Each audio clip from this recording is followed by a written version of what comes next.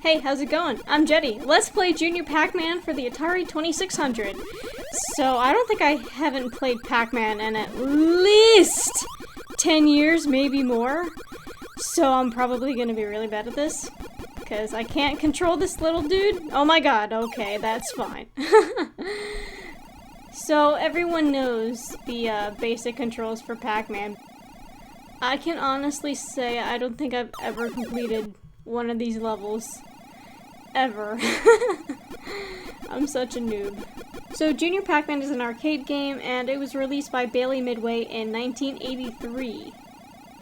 It's not officially a part of the Pac-Man series because this game was created without the authorization of Namco, but this, along with Professor Pac-Man, was one of the two games that would eventually lead to the termination of licensing agreement between Namco and Bally Midway in 1984.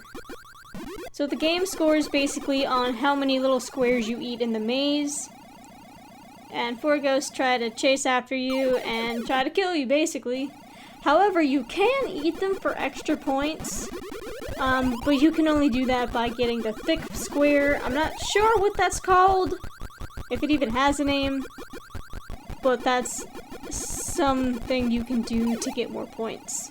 This game is actually more unique than the other Pac-Mans because the mazes are now 2 times the width of the monitor, and the virtual camera scrolls left and right through the mazes to keep up with Junior Pac-Man, which will sometimes allow the ghosts to be off-screen. Like many other games in its generation, Pac-Man has a kill screen. If you reach the 146th round, it causes the game to display an invisible maze that does not contain any dots. So that will effectively end the game.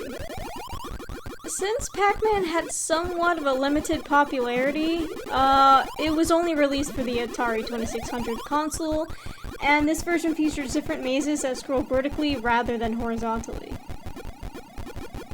But it's otherwise a faithful adaptation. There were other ports that, I guess were made for other Atari versions, like the 5200 and the 8-bit, but once they were finished, they kind of just scrapped it along with Super Pac-Man when the home computing and game console divisions of Atari Inc. were sold to Jack Tramiel. However, it was later ported to some home computers like the PC and the Commodore 64. I do like how chill this game is. You can just pick it up and start playing. I don't like, however, for me personally, it's really hard to control him. I would move the joystick or press the key a certain way and completely avoid where I was trying to go. Like, maybe I'm just doing it wrong, maybe my timing is really bad, but that's always been an issue for me.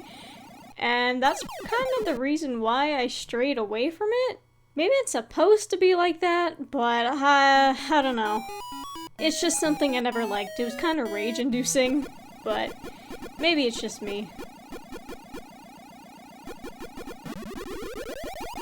Okay, that was good. Woo! 2 in a row. Alright.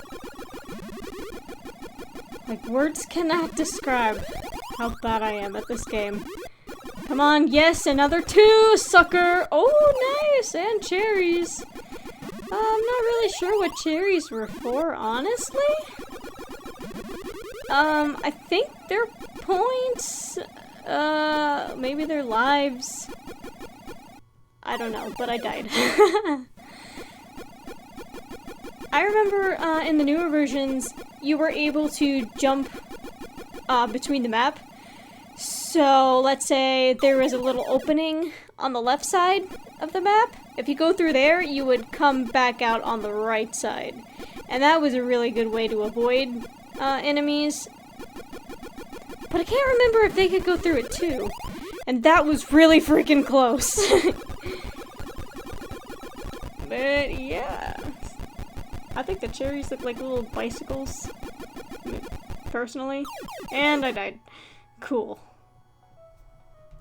Okay, well, that's concluded that I am really bad at Pac-Man, and there's a reason why I don't play it. But that was kind of interesting because I don't think I've ever seen Atari emulators until now. So that was Junior Pac-Man. I'm pretty sure I've only ever played it in an arcade or at some kind of restaurant that had the arcade machine.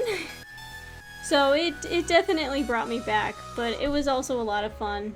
So, thanks for watching. Subscribe, join the Rock Mafia. I'll see you next time.